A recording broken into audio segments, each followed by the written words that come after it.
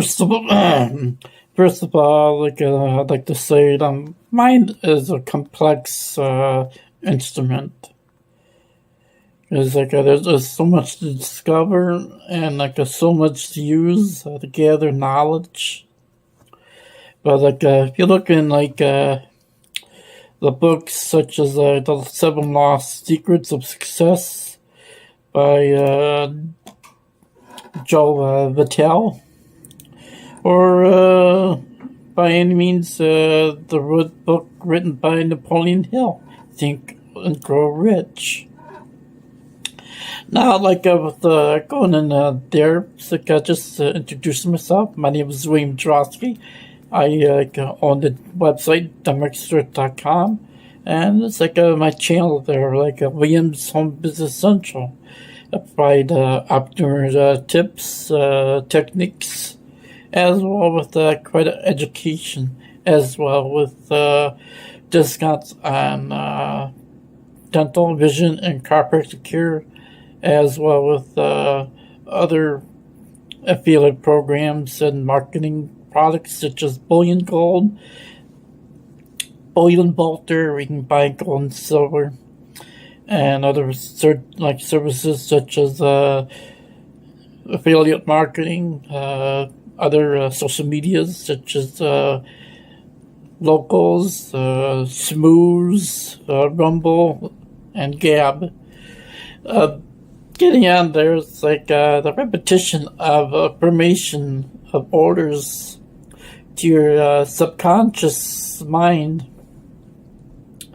is only 5, only known method of voluntary development of the emotion of faith.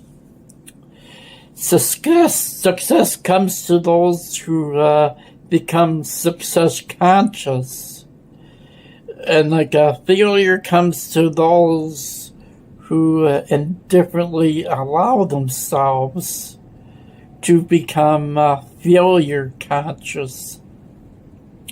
Of course, the subject of these books, such as that I mentioned there, the object of this book is to help all who seek it to learn the art of changing their minds from failure conscious to success conscious. The thing is, you gotta understand is a book is a way for you to live forever. When you write a book, you put yourself in that book, and you also create something live behind you. And just look at the man we are talking about today, Bruce Barton. Of course, he died in 1967, but his writings affect so many other people, such as Joe Vitale, or other people like Napoleon Hill, and and now you, from behind his grave. But the thing with Barton used this tactic to help him write his book, his most famous book. But the man nobody knows made Jesus alive for millions for people. But most people thought and still think of Jesus as a sad, wimpy type of savior. But with Barton, said Jesus was physically strong from being a carpenter. And with the facts that you can go back in the Bible, there he was a carpenter, healthy from walking in the open air every day, popular because he was invited to parties and attracted little kids, and a wise leader because he took 12 unknown men, other known as fishermen, and the thing he did extraordinary. He made them salesmen for his organization.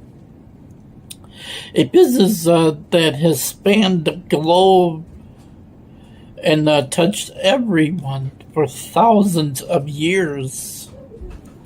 And that's certainly an exciting story in itself. Like if you end up reading all the parables in the Bible, the books, the New Testament. But let me bring this the principle of auto-suggestion. And let us center our attention there. Well, the thing with Bruce Barton was so famous that in 1938, as an envious fellow wrote, almost every day there is a story about a man named Barton. Barton says, and Barton suggests but Barton shakes his hand. Barton laughs. Of course, he sneezes, but it's Barton. Barton, and Barton everywhere, and on his business there. As an author, Barton penned many books, of course, including a novel, several volumes of inspiring essays, and the 1925 bestseller, which is The Man Nobody Knows, which was this book that made Barton's name a household word. And in it, he declared that Jesus was the founder of mod. But the book set the entire notion on the path of service. Now, when Bob Merrill published the book back in 1925, it's they felt that it might sell a measly 500 to 1,000 copies. Now, the thing is pretty astounding to everybody's surprise, including the authors. The book shot to 4th place. You mean 4th place on the bestsellers list in 1925, and was in 1st place by 1926. Of course, it's still in print today. Of course, written by a minister's sons, who also wrote a prominent businessman, the Nobody Knows, made Barton. Of course, at least in the Roaring 20s, the man everybody knew. In a language that which any normal human being can understand, will describe all that is known about the principle through which faith may be developed. All that known is the principle, of course, which faith may be developed, where it does not already exist. Have faith in yourself, faith in the infinite. Before we begin, that we should remind again that faith is the eternal elixir, which it gives life, power, and action to the impulse of thought. The action of the impulse of thought to the thought impulse of thought. Let me repeat that again. Faith is the eternal elixir which gives life, power, and action to the impulse of thought. Now, foregoing the sentence is worth reading a second time, I mentioned, and a third, and a fourth, and it's worth certainly reading aloud. Faith is the starting point of all. Faith is the starting point of all accumulation of riches. Faith is the basis of all miracles. and all mysteries which cannot be analyzed by the rules of science. Faith is the only known antidote for failure. Faith is the element, the chemical which, when mixed with prayer, gives one direct communication with infinite intelligence. Faith is the element which transforms the ordinary vibration of thought created by the finite mind of man into the spiritual equivalent. Faith is the only agency through which the cosmic force of infinite intelligence can be harnessed and used by man. Every one of the foregoing statements is capable of proof. Now, proof is simple and easily demonstrated.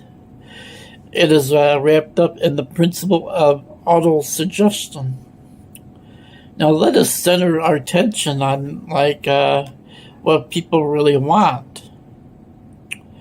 And the way to perform this strategy is to think of what people really want. And cosmetic companies just don't sell lipstick. They sell romance. They sell sex. They know women want to love and to be loved. Now, lipstick is a device just to attain it, to reveal the business nobody known. A cosmetics firm would focus on the romance and sex derived from using their product. And all that, what people want is security, sex, power, immortality, wealth, happiness, and safety, and recognition and love. That's what people really want. So the thing is, makes think and grow rich. Because Napoleon Hill was born into poverty in 1883 in a one-room cabin on the Pond River in Wise County, Virginia. Of course, that at age 10, his mother died, and 2 years later, his father remarried. Of course, in other words, he became a very rebellious boy. But he grew up to be an incredible man. And the thing is astounding, he began writing at age 13 as a mountain reporter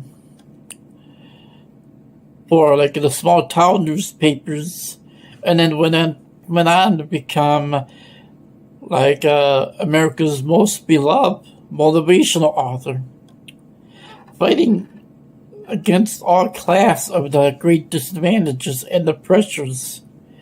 And he dedicated himself more than 25 years of his life to define the reasons by which so many people fail to achieve true financial success and happiness in their life. Of course, during his time, he's achieved great success as an attorney and a journalist. In his early career as a reporter, helped finance his way through law school. He was given an assignment to write a series of success stories of famous men. And his big break came when he was asked to interview a steel magnate, Andrew Carnegie. Goes like Andrew Carnegie commissioned Hill to interview over 500 millionaires to find the success formula that could be used by the average person. And these include Thomas Edison, Alexander Graham Bell, Henry Ford, Elmer Gates,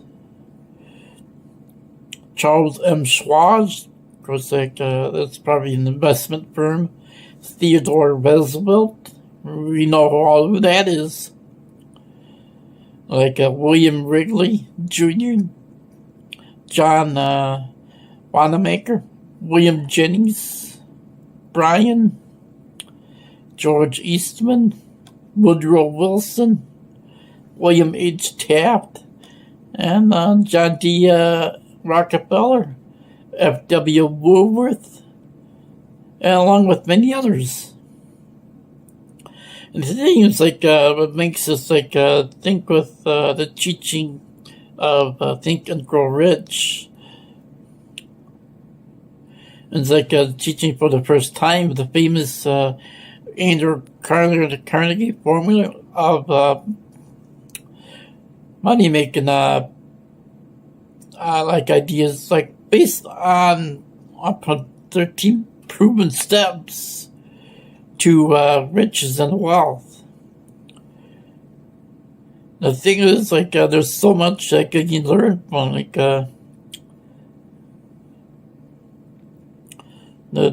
what you do most, is it money, fame, power, contentment, personality, peace of mind? But the 13 steps, goes way beyond there. But I'll digress there and probably do a little a series of these steps there on future videos. So it's William Trotsky remind you to shake the money tree. And if you liked the videos there, share this video far and wide. And don't forget to like and subscribe there.